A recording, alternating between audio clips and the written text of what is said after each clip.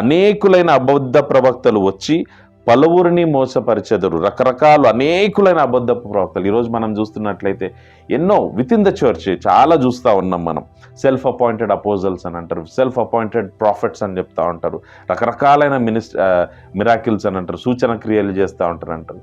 కానీ ఏ ఒక్క ప్రవక్త ఒక రాజుకు అగెనెస్ట్గా పోయినట్టు నేను చూడలేదు. రాజుకు అంటే ఒక పొలిటీషియన్కి అగెనెస్ట్గా అయ్యా నువ్వు ఈ తప్పులు చేస్తా ఉన్నావు అనేసి నోరు తెరిచి చెప్పిన ప్రవక్తలను మనం ఎక్కడ చూడం. ఇంతసేపు ఈ ప్రవక్తలు ఆశీర్వాదాల గురించి మాట్లాడుతుంటారు, నీకు ఎక్కువ డబ్బు వస్తుందని మాట్లాడతారు, దాని తర్వాత రకరకాలైన విషయాలు చెప్తా ఉంటారు.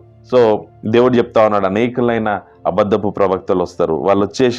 వాళ్ళు మిమ్మల్ని మోసపరచడానికి చూస్తారు. సోషల్ మీడియా వచ్చిన తర్వాత లిమిట్ లేకుండా అయిపోయింది కదా, డెమోగ్రఫీస్ లేకుండా వరల్డ్ వైడ్గా ఈ ప్రాఫిట్స్ వచ్చేస్తూ ఉన్నారు, అనేక మందిని మోసపరుస్తూ ఉన్నారు. ఇది మన కళ్ళ ముందలా జరుగుతూ ఉంది. దాని